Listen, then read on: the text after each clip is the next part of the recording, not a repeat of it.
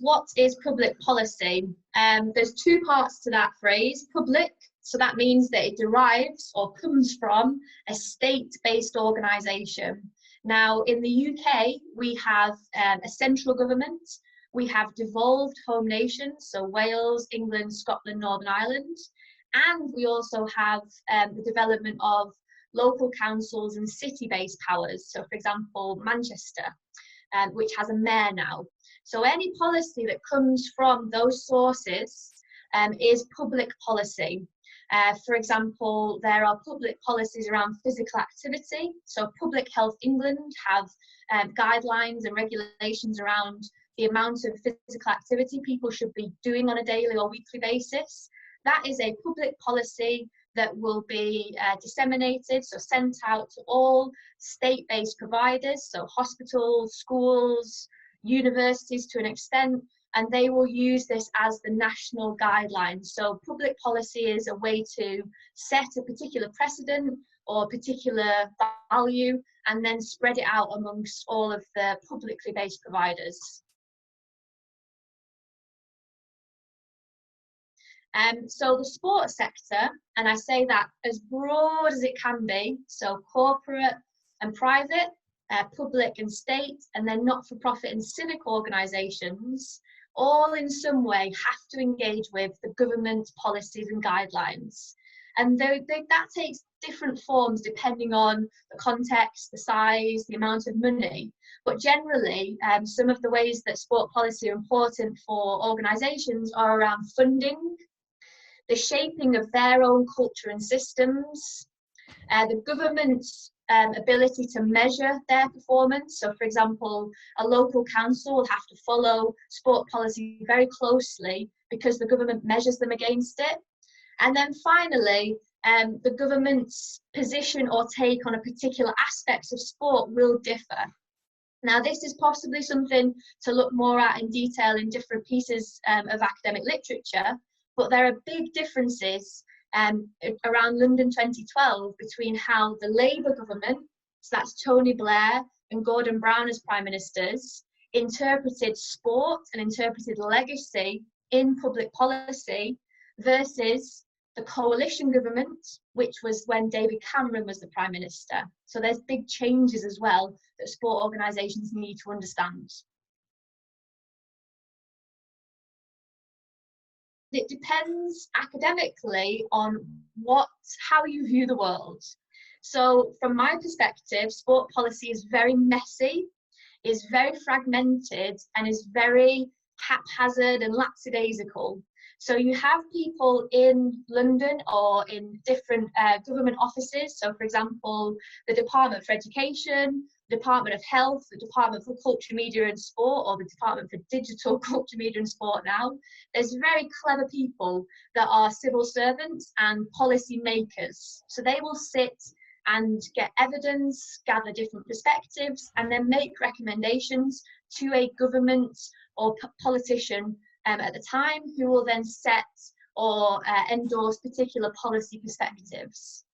Now, the Institute for Government, which I will provide a reference for, have a marvellous phrase to discuss this because it is ever-changing.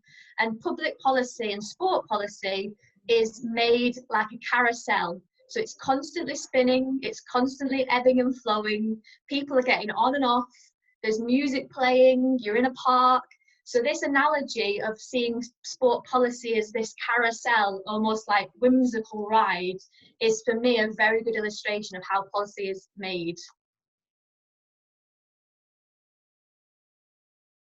I'm going to use a very specific case study to how does policy influence sports organisations, and hopefully it will resonate, and that's around school sports and physical education.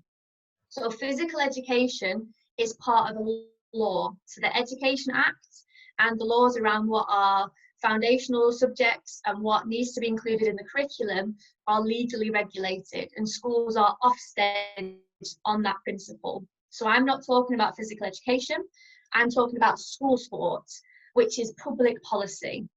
Now, recently, there's been extreme changes to that type of public policy. And again, this interlinks back to London 2012 and that big change in government from the Labour government to the coalition to now a Conservative government. So in order to understand this case study, you need to think about the political contexts. But one of the biggest changes that impacted sports organisations, from schools to charities like the Youth Sport Trust, to private providers, to the Premier League, was the reduction in funding for primary and secondary school sport, and the bringing out of the school sport premium, which is now part of the school sport and physical activity action plan. So yes, there's a lot of acronyms and titles in sport policy, and yes, it is bloody confusing. But again, if we go back to the 4 principles, which I'll just quickly recover, there's plenty of literature on this. Sports organisations were impacted by funding, so a big reduction and change to who was funding. They were impacted by a big change in how the system was shaped. So it went from a centralised school sport partnership model to a very, very disparate and locally provided model, where it was the schools that were in charge of their own funding and who was providing school sport. The government has ebbed and flowed to how it actually measures this. So now, for example, primary schools must produce a lot of data around children and young people, and Sport England have now commissioned a big Active Lives Children and Young People survey. So that's had a big impact, and that's reduced the ability of organisations like Youth Sport Trust to have an influence. And finally, the government's central position. Now, the Labour and Conservative governments have very, very different, contrasting, but also slightly comparative positions on school sport.